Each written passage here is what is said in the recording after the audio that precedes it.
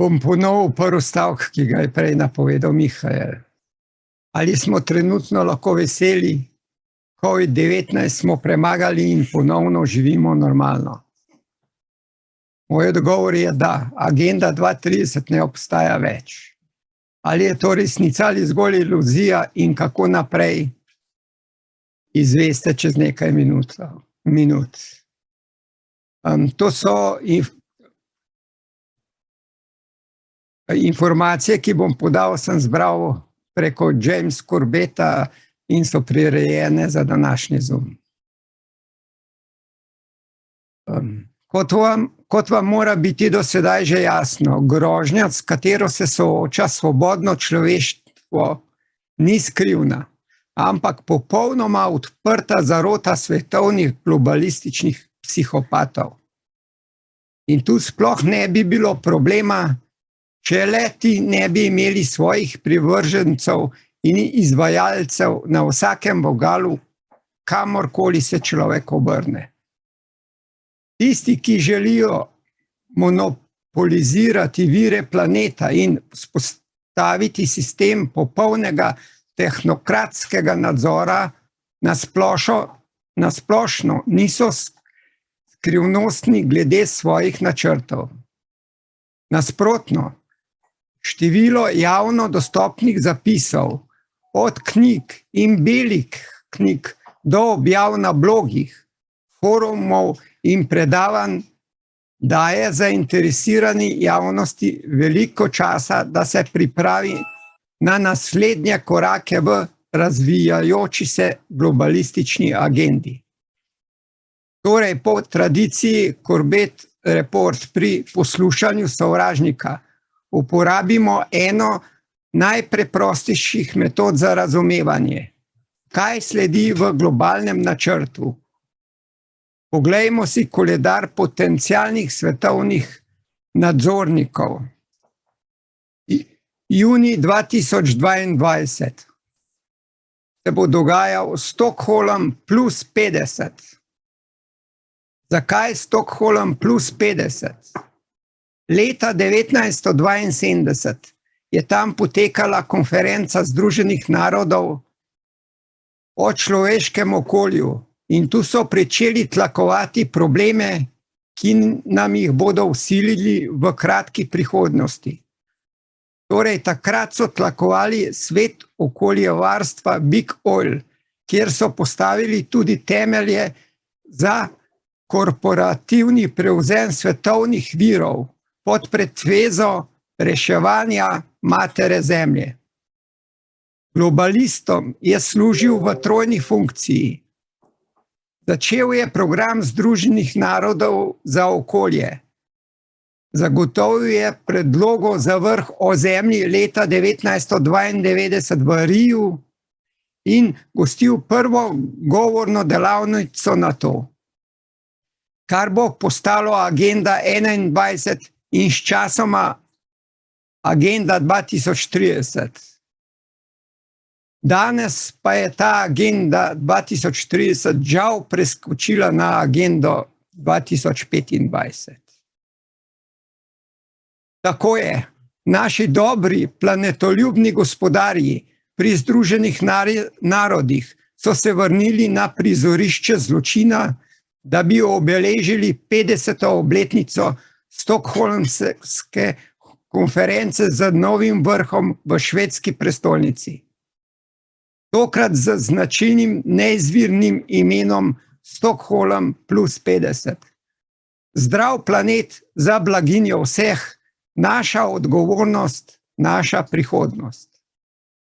Da ne boste mislili, da bo Stockholm plus 50 preprosto izgovor, da se bo svetovni jet set potrepljal po ramenih za nekaj pozabljivimi političnimi govori ali odkritjem nove plošče. Morate vedeti, da gre veliko načrtovanje v tej smeri. Generalna skupščina Združenih narodov je sprejela ne samo eno, ampak 2 resoluciji o ustanovitvi konference in njenem dnevnem redu.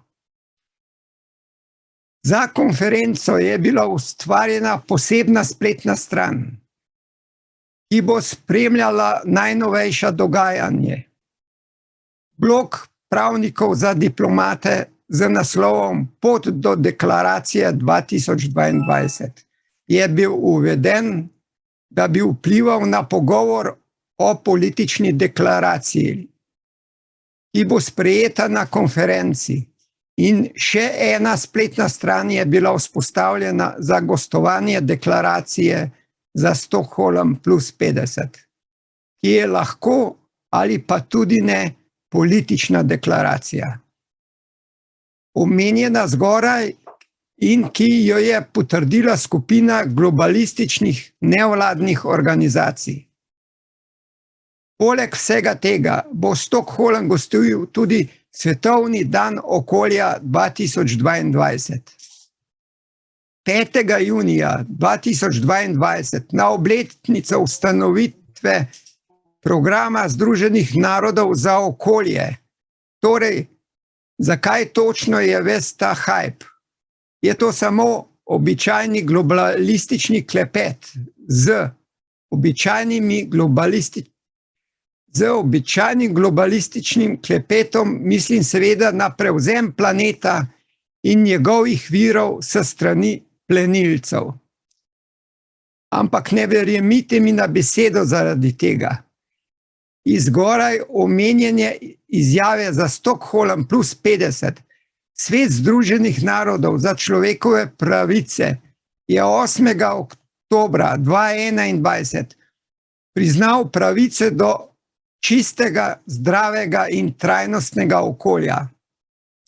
Za uresničitev te pravice bodo potrebne strukturne spremembe na pravni, gospodarski, družbeni, politični in tehnološki sferi, da se obnovi stabilen in dobro delujoč zemeljski sistem.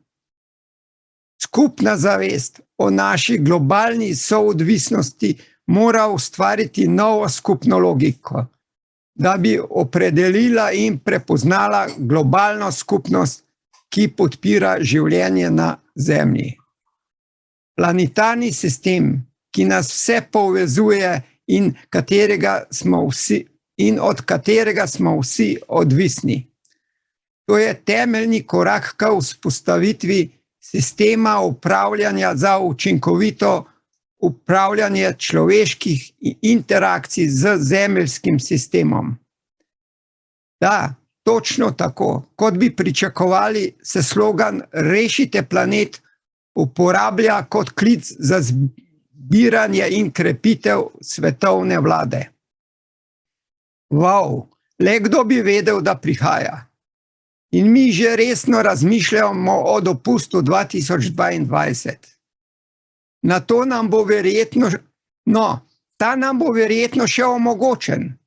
Za naprej pa bomo omejeni na zelo ozek teritorij brez prehajanja meja ali pa na njihove ponudbe v obliki, saj veste kaj. Natančneje, po nejasni in dlakavi retoriki o uveljavitvi pravice do zdravega okolja in vzpostavljanju regenerativnega gospodarstva se izvajanje konča s prošnjo dobrim ljudem v Združenih narodih, naj si oni podelijo več moči. Yes. Dolgoročno upravljanje globalnih skupnih dobrin, zagotavljanje globalnih javnih dobrin in upravljanje globalnih javnih tveganj zahtevajo stalen sistem učinkovitega upravljanja za zanesljivo upravljanje naših interakcij z zemeljskim sistemom kot celoto. Na primer, o predlogu za preoblikovanje nedejavnega skrbniškega sveta Združenih narodov se je veliko razpravljalo, vključno z zadnjim v poročilu generalnega sekretarja Združenih narodov o naši skupni agendi.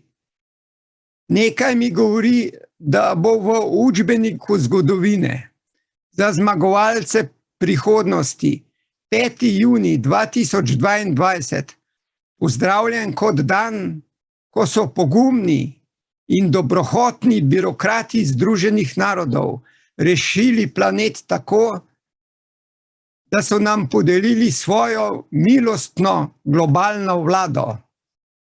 In ljudje na Zemlji se spominjajo tega pomembnega dogodka v zahvalni molitvi svojim voditeljem Združenih narodov. Preden zaužijejo svoj dnevni obrok žuželk in deževnice.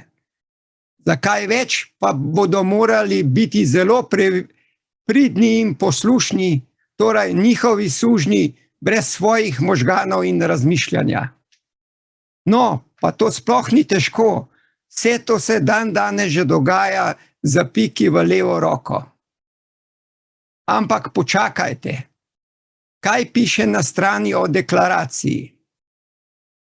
To konferenco je treba uporabiti kot laboratorij idej za razvoj inovativnih rešitev za skupne dobrine, gospodarstvo in upravljanje, ki bodo postale seme ukrepanja na vrhu prihodnosti leta 2023, kot je predvideno v poročilu generalnega sekretarja Združenih narodov o naši skupni agendi. Naslednji vrh prihodnosti 2023. O da, kar nas pripelje do naslednjega datuma na našem globalističnem koledarju. September 2023. Vrh prihodnosti. Septembra lani je generalni sekretar Združenih narodov Antonio Guterres objavil poročilo na 85 straneh z naslovom Naša skupna agenda. Glede na zapis Demokracija internacionala poročilo ponuja načrt za nadgradnjo Združenih narodov in poziva k ponovni okrepitvi multilateralizma ob obnovljeni solidarnosti in močnejšemu upoštevanju prihodnjih generacij. Natanko tako, kot bi pričakovali, se povzetek poročila začne tako, da nas opomni globalistično razmišljanje. Eksistencialne krize, ki globalisti nas na te krize nenehno opozarjajo, ogrožajo obstoj človeštva, kot so COVID-19, geopolitični konflikt in seveda prihajajoče podnebne spremembe. Seveda se to takoj spremeni v zahtevo. Pomagajte nam, sami si žal ne znamo. Vi ste naši rešitelji, zahtevajo ljudje po svetu. No, mene o tem niso nič vprašali. So mogoče vas, dvomim. Ponovno bo potrebno sprejeti globalno solidarnost, kar očitno vključuje globalni načrt cepljenja za dostavo cepiv proti super COVID-19 v naročje milijonov ljudi, ki jim ta osnovni reševalni ukrep še vedno ni bil omogočen. Hvala lepa. Mojo dozno hvaležno predajam prestrašenim, ki se z masko na obrazu sprehajajo ob Ljubljanici. Obnoviti družbeno pogodbo med vladami in njihovimi ljudmi ter znotraj družb, kar očitno vključuje posodobljene ureditve upravljanja za zagotavljanje boljših javnih dobrin in uvedbo nove dobe univerzalne socialne zaščite, zdravstvenega zavarovanja, izobraževanja, spretnosti dostojnega dela in stanovanj, pa tudi univerzalni dostop do interneta do leta 2030 kot osnovna človekova pravica. Končati infodemijo, ki pesti naš svet, z zagovarjanjem skupnega, empirično podprtega soglasja o dejstvih, znanosti in znanju, kar očitno vključuje sprejetje globalnega kodeksa ravnanja, ki spodbuja integriteto v javnih informacijah. In vrsto drugih globalističnih imperativov, od oblikovanja nove platforme za nujne primere pod vodstvom Združenih narodov, ki se bo samodejno sprožila v krizah zadostnega obsega in razsežnosti, ne glede na vrsto ali naravo zadevne krize, do sprejetega novega globalnega digitalnega dogovora pod vodstvom Združenih narodov. Za spodbujanje zaupanja vrednega interneta, za uvedbo meril odgovornosti za diskriminacijo in zavajajoče vsebine. Z drugimi besedami, običajno globalistično blebetanje. Toda v ta odnos do globalne vlade je vgrajena še ena ideja. Sklic vrha prihodnosti. V povezavi s sestankom Generalne skupščine Združenih narodov v New Yorku septembra 2023. Glede na trenutne globalne pasioniste Klausa Schwaba, med ne tako superklaso teh dni, Guterres piše, da bo vrh prihodnosti na visoki ravni z več zainteresiranimi stranmi za napredovanje idej za ureditev upravljanja na področjih mednarodnega pomena. Omenjenih v tem poročilu in morebitno druge, kjer so ureditve upravljanja v nastajanju ali jih je treba posodobiti.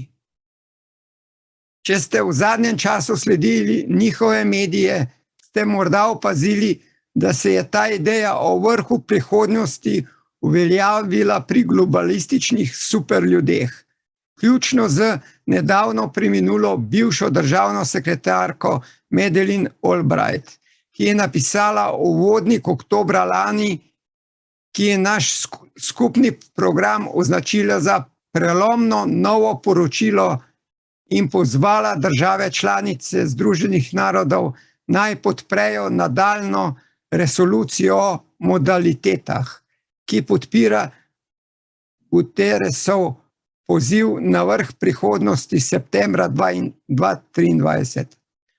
Albrightova je trdila, da bi morali po vsem svetu sklicati pripravljalne odbore pred vrhom, da bi preučili in pospeševali inovacije globalnega upravljanja na področju miru, varnosti in humanitarnih ukrepov, trajnostni razvoj in okrevanje zaradi COVID-19, človekove pravice, vključujoče upravljanje in pravno državo in upravljanje podnebja.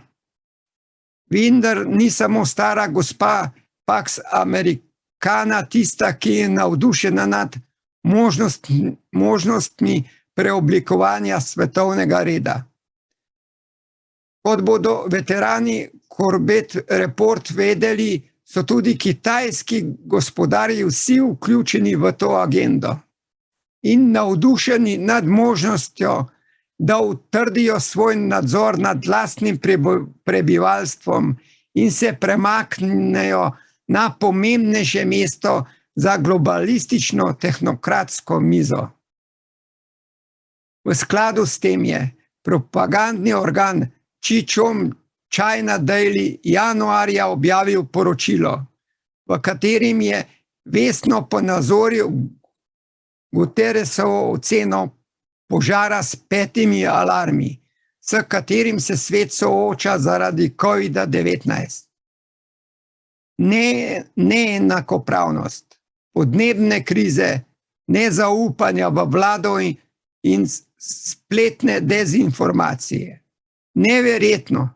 Oni nas želijo opozarjati, da smo mi, ki želimo naravnega življenja, problem in grožnja za celo človeštvo. Neverjetno, pa to se lahko spomni samo senilen kretenski starček, ki ne more več seksati in mu je te očitno nova igra za poživitev življenja. Lahko bi rekli tudi zadnja droga pred koncem. Temu je prejšnji mesec sledilo poročilo Xinhui, ki pozdravlja ustanovitev svetovalnega odbora na visoki ravni za učinkovit multilateralizem in ugotavlja, da bo vrh prihodnosti predvajal ideje za ureditev upravljanja na določenih področjih, ki bi se lahko štela za globalne javne dobrine ali globalno skupno dobrino, vključno s podnebjem in trajnostnim razvojem po letu 2030. Mednarodno finančno arhitekturo, mir, vesolje, digitalni prostor, velika tveganja in interesi prihodnjih generacij. Priznanja za Guterresovo briljantno poročilo, ki ga je napisal povsem sam, fant je pošteno, in njegovo briljantno idejo o vrhu, ki jo organizira popolnoma sam, še naprej prihajajo. Katarci in veleposlaniki Združenih narodov so v Al Jazeeri napisali članek, v katerem so pozdravili idejo kot priložnost za premik Združenih narodov v Združene narode 2.0. Mislim, da se vsi spomnijo, ko sem zadnjič govoril o človeku, ki ga je mislijo spremeniti v 2.0. Torej, vse mislijo spremeniti v 2.0. Svetovni svet prihodnosti. Da, obstaja kaj takega. Kot ugotavlja svet za prihodnost, vrh za prihodnost bo bistven za pospešitev uresničevanja ciljev trajnostnega razvoja in zagotovitev, da se pogovori in razprave končno spremenijo v dejanja na terenu, da resnično nikogar ne pustimo za seboj. Toda počakajte, slabše bo. Ista seja Generalne skupščine Združenih narodov, ki bo gostila vrh prihodnosti, bo gostila tudi politični forum Združenih narodov na visoki ravni o trajnostnem razvoju, ki se odvija vsaka 4 leta in daje našim globalnim gospodarjem še eno priložnost za spletkarjenje, kako najbolje spremeniti svet v neofeudalni nasad sužnjev. Ne verjamete, tudi v redu, vse ob svojem času. Naj bo ta prihajajoča konferenca grožnja, dodajte vrh prihodnosti kateremu koli brskalniku ali sistemu za obveščanje novic, ki ga uporabljate, in obkrožite datum na koledarju. Karkoli bo prišlo iz te konference, bo to slaba novica za svobodno človeštvo. Maj 2024. Globalna pogodba Svetovne zdravstvene organizacije o pandemiji. Ko že govorimo o slabih novicah za svobodno človeštvo, ste verjetno že slišali o prihajajoči pogodbi Svetovne zdravstvene organizacije o svetovni pandemiji. Če slučajno še niste slišali za to, je naslednji velik zagon v globalni biopolitiki poziv k globalni pogodbi o pandemiji, ki bi dodatno razveljavila nacionalno suverenost in prenesla več moči na Svetovno zdravstveno organizacijo, da narekuje globalno zdravstveno politiko v imenu zaustavitve naslednje prevare. Kot sem že večkrat poudaril, tako kot je bil 11. september 2001 zgolj javna razgrnitev nove paradigme upravljanja vojne proti terorizmu, je bila prevara COVID, zgolj javno razkritje nove paradigme upravljanja biološke varnosti. Prav ta predlagana pogodba o globalni pandemiji bo začela vzpostavljati novo paradigmo upravljanja, podobno kot je Patriot začel vzpostavljati paradigmo terorizma v ZDA. Kampanja, ki spodbuja oblikovanje te pogodbe, se opira na očitno pripoved problem, reakcija, rešitev. Da bi spodbudila javnost, da sprejme naslednje korake v agendi biološke varnosti. Težava. Svetovna zdravstvena organizacija je zatajila pri zaustavitvi pandemije COVID-a, da bi opustošila svet. Reakcija. Potrebujemo globalno zdravstveno organizacijo z zobmi. Rešitev. Treba je podpisati globalno pogodbo o pandemiji, ki bi Svetovni zdravstveni organizaciji prenesla več pristojnosti, ko spoznate, da so vsi predlogi za podelitev še več moči majhni skupini neodgovornih birokratov predstavljeni na ta način, si nikoli ne želite, da bi ta resna kriza sploh kdaj nastopila. Samo kaj, ko vse to oni sprogramirajo.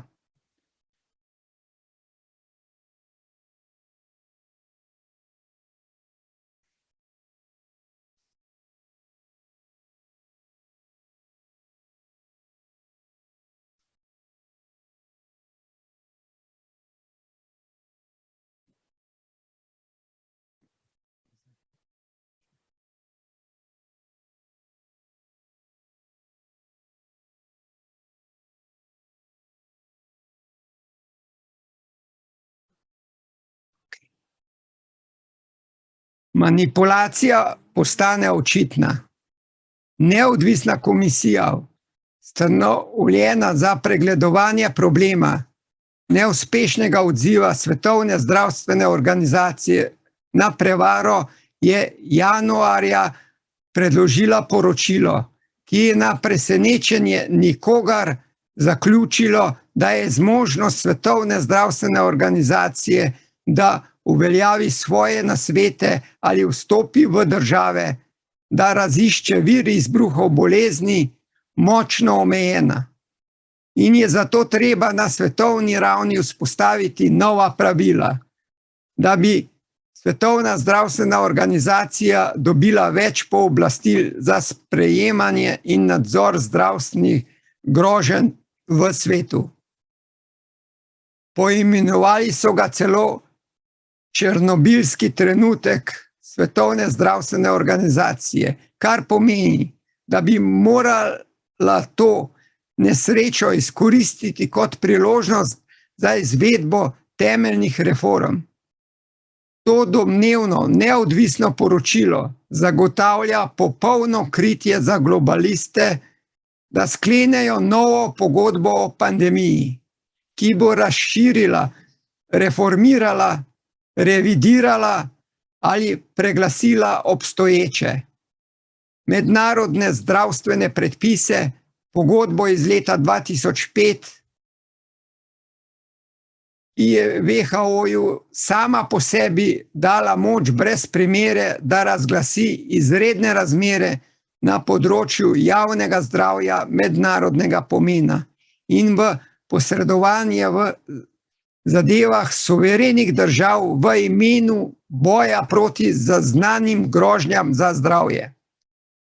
Podrobnosti o tem, kaj točno bo takšna pogodba vključevala ali celo kakšno obliko bo imela, so še vedno nejasne. Predlagana nova pogodba bi bila v žargonu Združenih narodov instrument, od tega se tri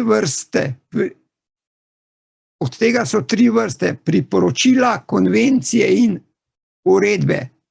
Predpisi, kot so mednarodni zdravstveni predpisi iz leta 2005, so samodejno pravno zavezujoči za vseh 194 držav članic, razen če temu izrecno nasprotujejo.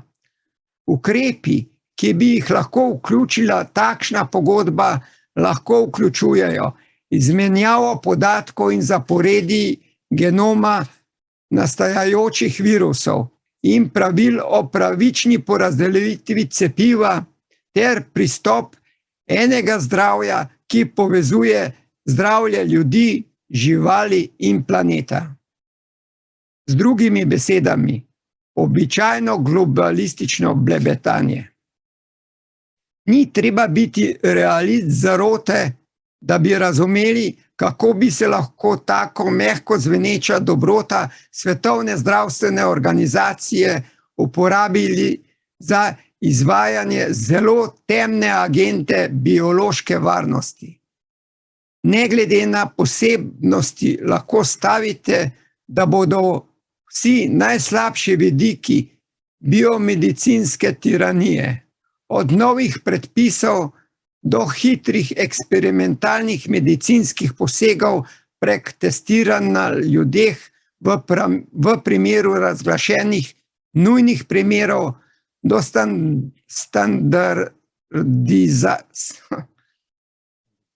standardizacije potnih listov za cepivo, teme razprave, ko se bodo pogajanja o pogodbi začela resno. Ne skrbite, še vedno lahko pustite, da se vaš glas sliši. WHO in na svoji spletni strani celo odprla posebno stran, da bi omogočila javno komentiranje morebitne pogodbe. Seveda jih ne zanima, ali si ljudje sploh želijo takšno pogodbo. Ali ne, ampak le tisto, kar množice menijo, da bi moralo biti vključeno v takšno pogodbo. Natančneje sprašujejo, katere vsebinske elemente bi po vašem mnenju morali vključiti v nov mednarodni instrument o pripravljenosti in odzivu na pandemijo. Pa še takrat ne želijo slišati vseh. Pravzaprav imajo celotno stran, na kateri so navedeni pogoji, s katerimi lahko najprej oddate komentar, vključno z določili, da se tisti, ki želijo komentirati, vzdržijo kakršnih koli izjav, ki niso povezane z obravnavano temo, da svoje komentarje predstavijo na spoštljiv način, brez kakršnih koli psovk in napadov, vulgarnosti ali drugega neprimernega jezika. In da razglašujejo subjekt, ki ga zastopajo, in kakršno koli drugo pripadnost, sodelovanje ali vloge, pomembne za javna zaslišanja ali Svetovno zdravstveno organizacijo, v luči njenega mandata.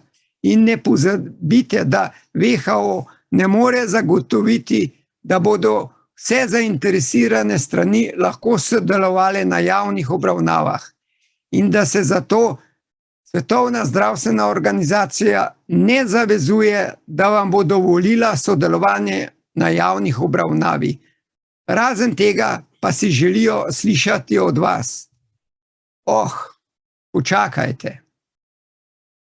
Rok za oddajo pripomb javnosti je že potekel. Mislim, da smo prepozni. Morda bi se morali prej posvetovati z globalističnim koledarjem. Seveda, prezaposleni smo z našimi volitvami, ki bodo poštene in bodo rešile vse naše probleme. Da, nekaterim res, če v to resnično verjamejo.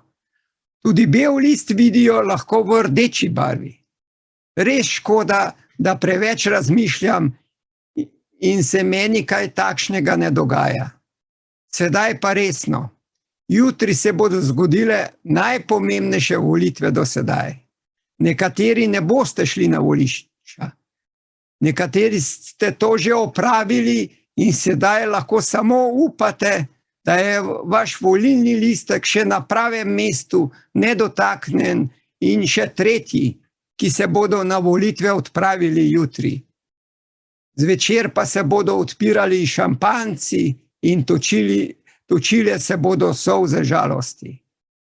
Kje bo kdo pristal, danes ne smem govoriti, pa tudi tako nimam namena o tem debatirati, ker če bodo v večini ostali v parlamentu dosedanji, vemo, kje smo, v velikem stranju. V primeru preboja zadostnih novih obrazov, ki so bili do danes prijazni nam, navadnim ljudem, ki hrepenimo po življenju v povezavi z naravo, brez globalističnih ponudb, pa mi bo v veselje spremljati njihov odziv, ko bodo pričeli s spremembami in se bodo pred njihovimi vrati pojavili globalistični odposlanci, da jim razložijo pogoje delovanja države, korporacije Slovenija. Še vedno pa trdim, rešitev vedno obstaja. Samo spregledati je potrebno in delovati pošteno, brez fige pod mizo.